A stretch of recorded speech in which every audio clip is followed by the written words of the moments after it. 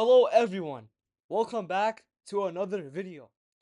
Our next installment of the ranking series where we go and rank different position groups in the NFL. Today, we have the top 10 running backs in the 2025 season. So grab a snack, sit back, and enjoy our rankings as the NFL season looms. Before we begin the top 10 rankings, we will begin with the honorable mentions in the 2025 season. Last year was number 15 at Chase Brown of the Bengals. That was his first year, and it was amazing. And yet, we need a greater sample size of what he can do before he can be in the top 10. But he was so spectacular in the second half of the season and showed amazing flashes of what he can do this season coming up. At 14 is Breece Hall of the Jets. He's everything you could want out of running back, but his explosiveness leaves something to be desired. He's a good pass catcher out of the backfield, but he's never eclipsed 1,000 rushing yards yet.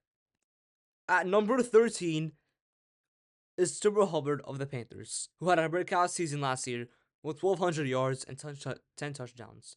Chuba is very dynamic when it comes to his play style and proves to flourish under Canales and in the offensive line in Carolina. At number 12 is Kenneth Walker of the Seahawks. He has been a decent back ever since his rookie season, but he's dealt with injuries behind a bad Seahawks line, and he will bounce back this season in a remarkable fashion. So watch out for Kenneth Walker this season with a decent O-line as it improved in the draft, and I think he'll be pretty good. At number 11 is one of my favorite running backs in the league, Bucky Irving of the Bucks. As a rookie, he split the first part of the season with Rashad White, but still finished with 1,100 yards and 8 touchdowns on 5.4 yards per carry and 400 receiving yards. Super efficient, but just like Chase Brown and Chuba Hubbard, he lacks the sample size, but after next season, he'll for sure make the top 10 in my opinion.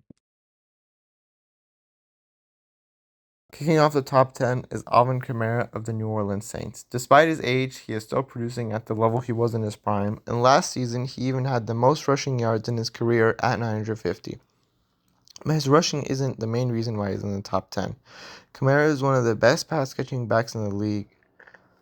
He's never had a season under 440 yards, which is pretty much wide receiver 3 production. Last season, he had an impressive 1,400 total yards with 8 touchdowns, even though he missed 3 games. Even on a bad Saints offense, he still produces like he has something to prove. Kamara is just going to be in a consistent back until he falls off. At number 9 is the rookie out of Boise State on the Raiders, Ashton Jeanty. Now this is pretty much a perspective ranking, but when you have a college career like Jeanty, it's hard to keep him out of the top 10. Last year, he had a monster 2,600 rushing yards on 7 yards per carry and 29 touchdowns, along with 100 receiving yards and a touchdown. His rushing ability is crazy, and he projects to be a bruising type back, similar to Marshawn Lynch at best. The contact balance and play strength are Jeanty's best attributes. This isn't to say his receiving ability is bad whatsoever, as in his second to last year in college, he had 500 receiving yards and 5 touchdowns, along with 1,300 rushing yards and 14 touchdowns. On the Raiders now with Pete Carroll, he's going to be the number one option, even with Geno Smith, Brock Bowers, and Jakobi Meyers. Behind that Raiders O-line, however, it'll be interesting to see if he racks up some of the efficiency numbers he had in college. Number 8 is the speed demon in Miami, Devon Achane. With Achane, you're going to get a prolific scorer who thrives in that offense with Tua. He'll be a force to the Dolphins if they want to sniff a playoff spot, because last year they put in instrumental numbers with the Dolphins at 907 rushing yards with 8 touchdowns and 600 receiving yards with 6 touchdowns. He's kind of like a mini CMC. In his rookie season, he has set an NFL record 7.8 yards per carry, which is unsustainable, but it's worth mentioning to show how unbelievable his speed is. The offense will also revolve more around Achane this year, as Tyreek is having some off-the-field issues, but the only concern with him is his injury, as he has injury problems in the past. He's currently having a tissue problem in his hamstring, but it is expected he should be fully healthy for week 1. And number 7 is the former Raiders running back and first-round pick in Green Bay, Josh Jacobs. Jacobs is a workhorse from the backfield, and he simply does not get stopped because he's one of the most relentless runners in the NFL. Nobody thought he would take a significant step back last year in his first season in Green Bay, as he put up 1,329 rushing yards, 12 rushing touchdowns, and 342 receiving yards with a touchdown, despite a slow start to the season. It might not have been career highs as it was with the Raiders, but he played a pivotal role in getting the Packers in the playoffs, as Jordan Love went down with an injury which slowed down the passing game, resulting in a more heavy run offense with Matt LaFleur. At number 6, we have Jonathan Taylor with the Colts. Now, Taylor had an underrated season last year, which nobody seems to talk about, as most of his production came in those final weeks in the season. At 226 pounds, he can easily bolster big runs and shed off tackles, which makes him one of the strongest running backs in the NFL.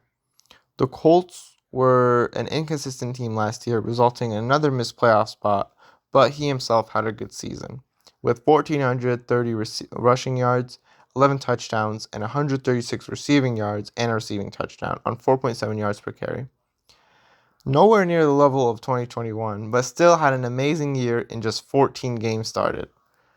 So look out for Taylor to continue carrying the Indianapolis Colts, as they will need him heavily this season with a vulnerable receiver and quarterback room. At number 5, we have Christian McCaffrey with the 49ers. We all know what this man can do when he's on the field, healthy, ready to battle. He is one of the best running backs in the league when he is on the field because of his versatility and on the Niners offense. He played the majority of the snaps in the 2023-2024 season, as it was ran to the ground, as some might say, under Coach Shanahan, but having a dog like him willing to put anything on the line, he will compete and will get you unreal numbers, such as the ones he put up that season of 2,000 yards rushing and receiving.